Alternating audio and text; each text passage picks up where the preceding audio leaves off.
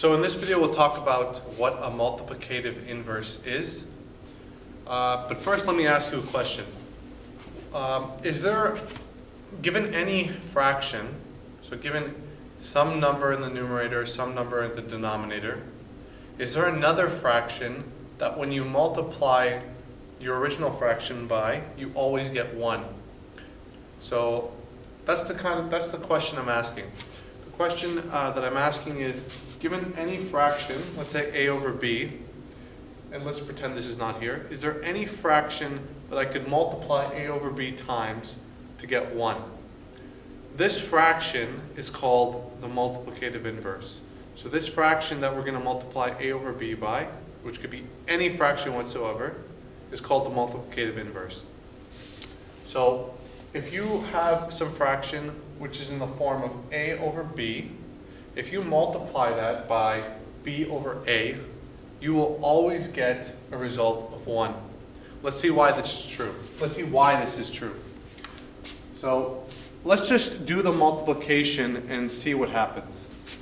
So a over b times b over a. And when I'm saying a and b here, it's just a placeholder for any possible number. Instead of a, I could have wrote 4, and instead of b, I could have wrote some other number, 5. But I'm just going to keep it as general as possible. That way it's including any possible number that you could put for the denominator and the numerator. So let's get back to this example. We know if we have two fractions, we just multiply the numerators together. So we have a times b. And then in the denominator, we multiply the fractions together as well. Sorry, for these fractions, when we multiply two fractions together, we multiply the numerators together, as well as we multiply the denominators together. We put that as the denominator of this new fraction. So we have b times a. Now I'm just going to do something. I'm just going to take the a's and put them on the left-hand side, and take the b's and put them on the right-hand side.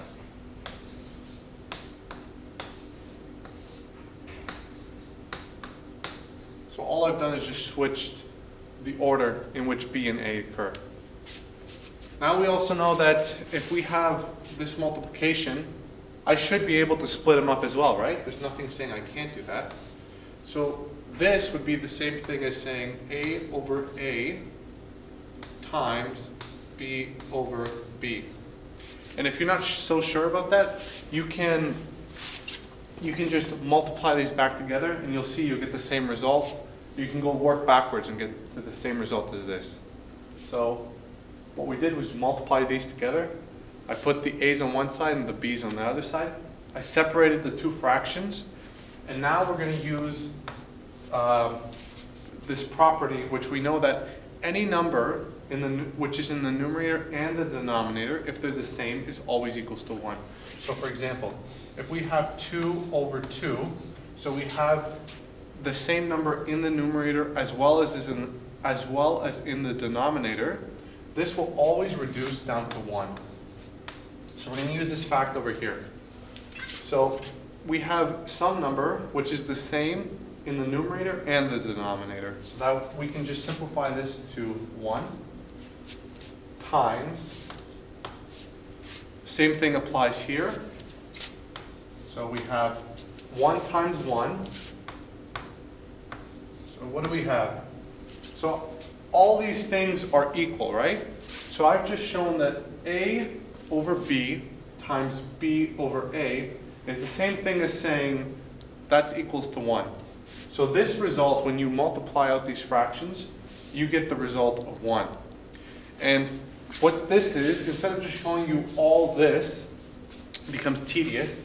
It's just simplified the essence of what a multiplicative inverse is.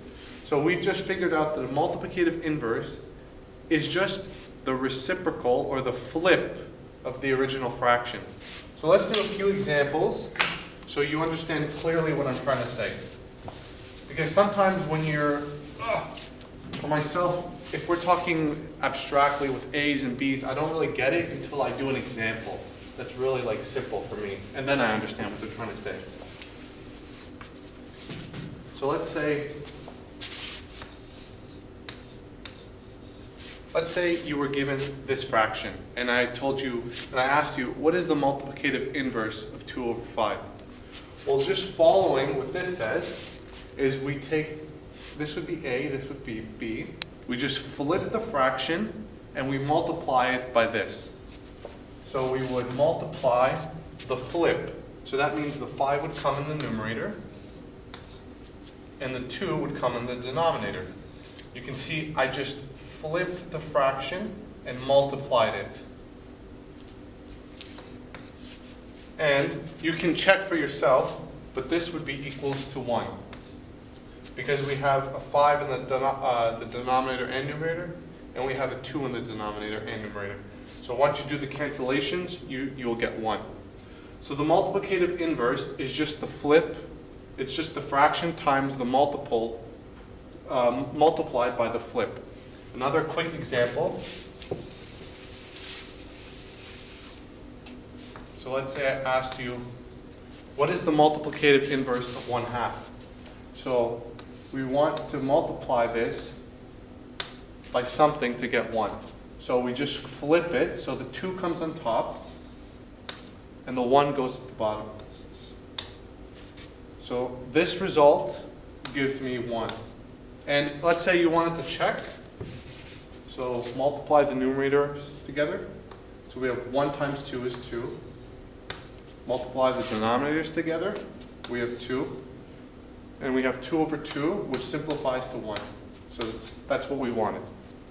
So just a quick recap. The multiplicative inverse is the fraction which you multiply the original one by in order to get a result of 1. So if you have any fraction, all you have to do is just flip it and multiply by that flip.